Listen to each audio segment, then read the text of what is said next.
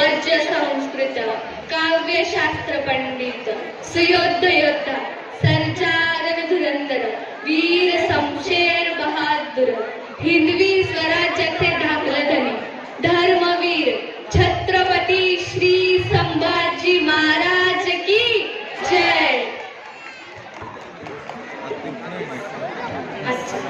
आजच्या स्नेहसंमेलनाच्या या पावन दिवशी आपण सर्वजण इतिहासातील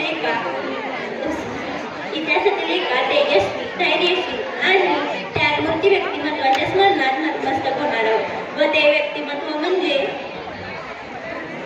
छत्रपती शिवरायांचे तेजस्वी पुत्र स्वराज्याचे रक्षण करताना आपल्या प्राणाची आहुती देणारे धर्म स्वाभिमान आणि स्वातंत्र्य यासाठी अखेरपर्यंत झुंज देणारे शंभूराजे आजही प्रत्येक मराठी मनाला प्रेरणा देत आहेत. संभाजी महाराजांचा जन्म एका शूरवीर परिवारात झाला होता. संभाजी महाराजांचे पिता स्वराज्याचे संस्थापक होते.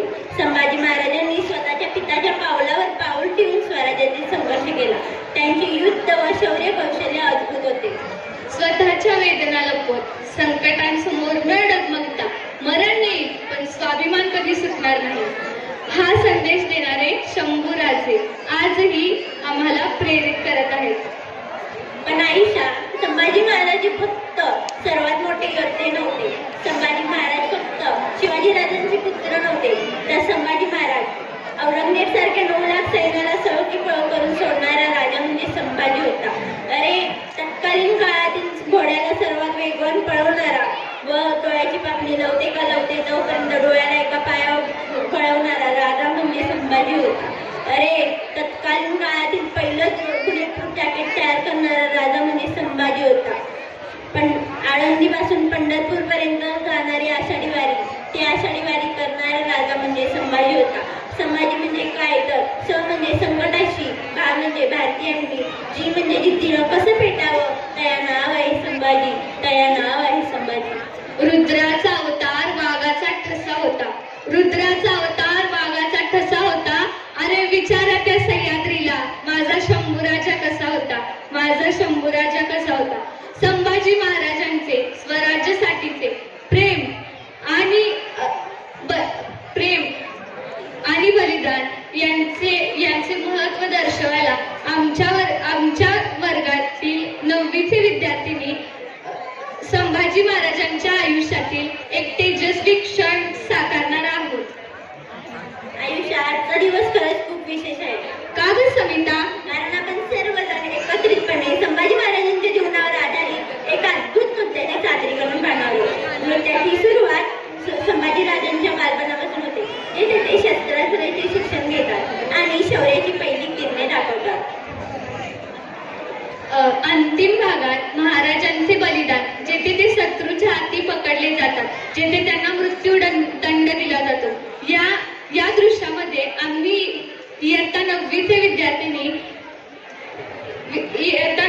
विद्यार्थी महाराजांचे शौर्य आणि बलिदान याचे महत्त्व दर्शवू. अशा या महान व्यक्तिमत्वाला मानवंदना देण्यासाठी मी तुम्हा सर्वांना विनंती करते की तुम्ही सर्वांनी आपल्या छातीवर हात ठेवावा.